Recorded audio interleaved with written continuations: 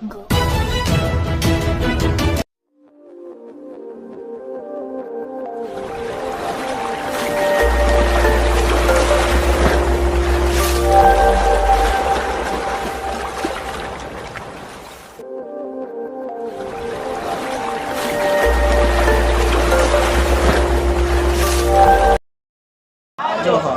అమరవీరులకు జోహార్ జోహార్.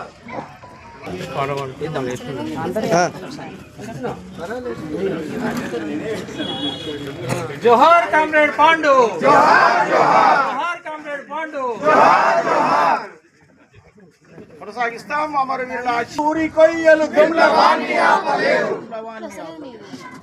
కామ్రేడ్ పాండు ప్రాణమనిరి మందుకే మా బంధువనిరి ప్రజలే మా ప్రాణమనిరి మందుకే మా బంధువనిరి బంధుకుల నా ప్రజల రాజ్యం తెస్తమన్నారు తప్పక వస్తమన్నారు పోరులరిగిన వీరులారా అమరులయ్యారా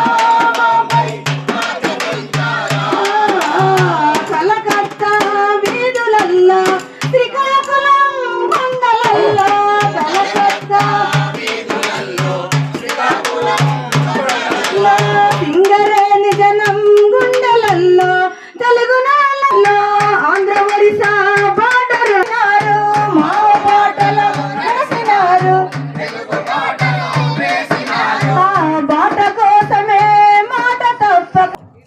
ఎన్ని అంతర్మదనాలు ఉన్నాయో చూస్తున్నాం, కానీ జనంలో ఏముందో జనం మధ్యనే ఉన్న ప్రజలేం పాడుకుంటారో చూద్దాం. మా ఉషకు చదువు రాదు, మా అమరుల కుటుంబాలలో అసలు ఎవరం చదువుకున్న వాళ్ళం లేవు. మహా అంటే కొద్ది మంది అంటే సంఘంలో పనిచేస్తున్న వాళ్ళం. కుటుంబాలలో చాలా మంది ఉన్నారు, గొప్ప గొప్ప వాళ్ళు, డిగ్రీలు చదివిన వాళ్ళు, టీచర్లు, మేధావులు, మహా గొప్ప వాళ్ళు ఉన్నారు. కానీ సంఘంలో ఉన్న వాళ్ళ సంగతి చెప్తున్నాను.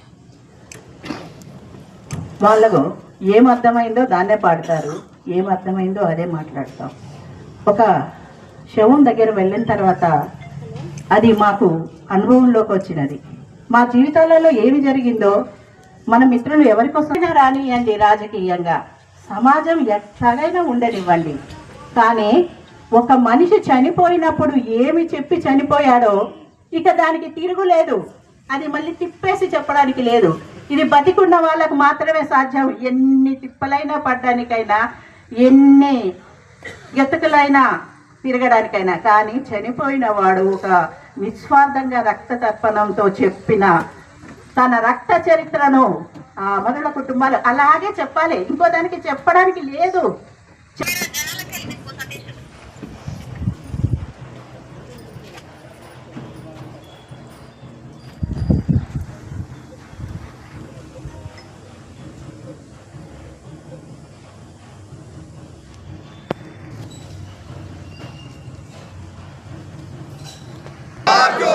అమరవీరులకు జోహార్, గరియబంద అమరవీరులకు జోహార్, నారాయణపూర్ అమరవీరులకు కొనసాగిద్దాం అమరవీరుల ఆశయాలను, ప్రజా సంఘాల ఐక్యత, అమరవీరులకు జోహార్, అమరవీరులకు. ఇప్పుడు రాజనరసింహన్న మాట్లాడతారు. చంద్రవాస్ ఎవరి చంద్రవాస్ 1967లో నరసింహ లక్ష్మమ్మల తల్లిదండ్రులకు రెండో కుమారునిగా పుట్టాడు. మొదల అక్క, తర్వాత చెల్లె, మధ్యలో ఈయనొకడు. ఆ ఇంటి మొగదిక్కు ఈ చంద్రవాస్. ఇదే బుడ్రాయి కాడ, ఇదే యాప్రాల్ కింది బస్తీలో 74లో జనానాట్య మండలి ప్రదర్శనిచ్చింది. చంద్రవాసు 1967 మేలో పుట్టిండు. జగిత్యాల పోరాటం వచ్చింది. ఇక్కడ చంద్రవాసు ఎంటర్ అయ్యిండు. మీటింగ్లకు రావడం, పాటలు వినడం. ఇదే బస్సులో మనకు ఒక రూమ్ ఉండే, కల్చరల్ ట్రిప్, ఆడికి వచ్చి రావడము పోవడము. మన బొల్లారం నుంచి బొల్లారం నర్సన్నందుము, సుభాష్ నగర్ నుంచి ప్రభు ఇద్దరు కూడా మా బస్తీకి వచ్చేవాళ్ళు. వాళ్ళు మాట్లాడేవాళ్ళు, మేము పాటలు వినేవాళ్ళం, పాడేవాళ్ళం. మొదలుగా ఈ ఊరిలో పాటను పుట్టించిన వాళ్ళు అంటే నాకు తెలిసిన కాడికి సిరియరి అని, రాస సిరియరి, ఈ చాకలి నాగయ్య అని ఇద్దరు పాటలు పాడేవాళ్ళు. ఈ భజన మందిర్లో పాటలు పాడేవాళ్ళు. అట్లాగే చేసుకున్న ఏదైనా పెండ్ అయినా కూడా మేము మైకులు పట్టుకొని ఇట్లా అసలు పాటలు పాడేవాళ్ళం. మా మొదటి తరంకు మా శ్రీహరి నాగన్న వాడితే తర్వాత మా సంజీవన్న గద్దరన్న వచ్చారు. గద్దర్ వచ్చాడు, బి నరసింహరావు వచ్చాడు, చెరబండి రాజు వచ్చాడు, క్లాసులు చెప్పాడు, మీడే కార్యక్రమాలు జరిగినాయి. తర్వాత భగత్ సింగ్ వర్ధంతులు జరిగాయి. అలాగే జంట నగరాలలో యాప్రాలు కూడా జంట నగరాల కమిటీకి ఇంటికి ఉండేవి. 65 జంట నగరాల కార్యదర్శిగా కామ్రేడ్ పార్వతి ప్రపన్న, తర్వాత శ్రీనివాస్ అని మంజు థియేటర్ ఫ్యాక్టరీ సెంటర్లో ఉండే మన కార్పెంటర్ సీనన్న, నర్సన్న శిష్యుడు, వీళ్ళిద్దరు ప్రెసిడెంట్ కార్యదర్శిగా మా ఊరికి వచ్చి అన్ని పత్రికలు పాటలు నేర్పేవాళ్ళు. చెరవన్ రాజు వచ్చి కూడా మాకు క్లాస్ చెప్పి పాటలు నేర్పాడు. గద్దర్ వచ్చి కూడా పాటలు పాడాడు, పాటలు నేర్పాడు. అట్లా సిరియర్ నుంచి మన నాగన్న నుంచి ఇప్పటి తరానికి ఎవరికి తెలియదు. సరే శ్రీహరి సిరిమల్లే చెట్టు కింద కోడి కూసింది అప్పుడే తెల్లారబోతుంది అప్పుడే సరిలేదు గిరి లేదు సర్దిగట్టే పిల్ల సర్దిగట్టే గొంగడేడున్నాదో గుడ్డలేడున్నాదో సర్దిబూటేడుందో గొంగడి ఏడుందో అని సిరియారి ఆయన మేము ఘంటసాల అనేవాళ్ళం. ఆయన గొంతు ఘంటసాలలాగా ఉండేది. ఈ నాగయ్యను రామకృష్ణ అని పిలిచేవాళ్ళం. వాళ్ళిద్దరూ స్నేహితులు.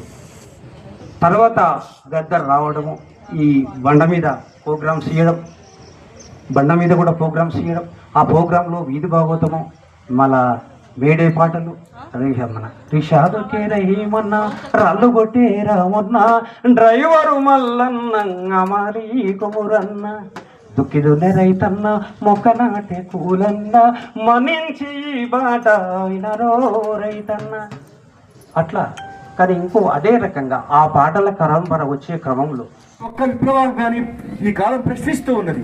ఈ కాలం ప్రశ్నించే ఈ సవాల్ని తటపటాయింపు లేకుండా, దాపరికం లేకుండా, మొహమాటం లేకుండా, భయపడకుండా comrade Chandravas, comrade Balakrishna, comrade Apparao, comrade Namballa Kesavarao, వందలాది మంది, వేలాది మంది విప్లవకారులు, విప్లవ కార్యకర్తలు చేసిన త్యాగాలు ఏవైతే ఉన్నాయో వాటిని మనం గుర్తించడం అంటే అర్థం ఏమిటంటే ఈ సవాల్ని, ఇది కేవలం మావోయిస్టు ఉద్యమం మాత్రమే కాదు, మనమందరము స్వీకరించవలసిన సవాల్ ఇది అని మనం గ్రహించడమే ఆయనకిచ్చే నివాళి అని చెబుతూ ముగిస్తున్నాను. అన్న తను తెలుగువాడు, బయటివాడు, ఆదివాసి కాదు అనే విషయం అంత బాగా మాట్లాడేవాడు. ఇంకా అన్న ఏ ఊరికైనా వెళ్తే గనక ఆ ఊర్లో అందరూ చుట్టుముడతారు అన్నని, పిల్లలతో సహా. పెద్దవాళ్ళు, పిల్లలు, ముఖ్యంగా ఆడవాళ్ళు తమ సమస్యల్ని దళములతో కూడా చెప్పుకోవాలి అని అంటే పాండనతో చెప్పుకుంటారు ఆ విషయం. తను మొదటి నుంచి అక్కడ ఉండడమే కాదు, తను ఉండే విధానాన్ని బట్టి కూడా మహిళల పట్ల తను వాళ్ళ బాధల్ని పంచుకునే విధానం, అర్థం చేసుకునే విధానాన్ని బట్టి కూడా ఎంతగా అంటే మామూలుగా బయట నుంచి వెళ్ళిన వాళ్ళ అక్కడ ఆదివాసీలు ఒక కండువా చుట్టుకుంటారు, ఒక కండువా పైటలాగా వేసుకుంటారు. జనరల్గా అది వాళ్ళ ఆచారం, అంత పట్టించుకోరు కూడా పైటని. బయట నుంచి వెళ్ళిన మేము ఆడవాళ్ళని చూసినా మళ్ళీ సర్దుకుంటారు నిండా, కానీ పాండన్నని చూస్తే మాత్రం చాలా కామన్గా ఉండేవాళ్ళు. అంత నమ్మకం చూపులో కానీ ఎక్కడ కూడా తను తేడా ఉండేది కాదు. మావాడు అనేది వాళ్ళు అంతగా ఓన్ చేసుకోవడం వల్ల పాండన్నతోటి అంత ఫ్రీగా ఉండేవాళ్ళు, సమస్యలు చెప్పుకునేవాళ్ళు. తను జేఎన్ఎం కళాకారుడు అని తెలియదు కానీ పిల్లలందరూ చుట్టుముట్టి పాటలు అయితే బాగా పాడించుకునేవాళ్ళు. మేము 2-3 పోయినప్పుడు కూడా పాండన్నతోటి పాటలు పాడించుకునేవాళ్ళు. ఇక మనిషిగా ఎంత మంచివాడంటే ఎప్పుడు ఆయనకి అంటే నవ్వు తప్ప అలసట, కోపము అనేది నేను ఎన్నడూ చూడలేదు పాండన్న మొహంలో. ఎంత నడవని, ఎన్ని గంటలు నడవని, దళం అంతా పడిపోతే తను అప్పటికి నేను కలిసినటికి జిల్లా కమిటీ స్థాయి అయినప్పటికీ కూడా తను పని చేయడంలో కూడా ఆ స్థాయి కూడా ఎక్కడ చూపించేవాడు కాదు.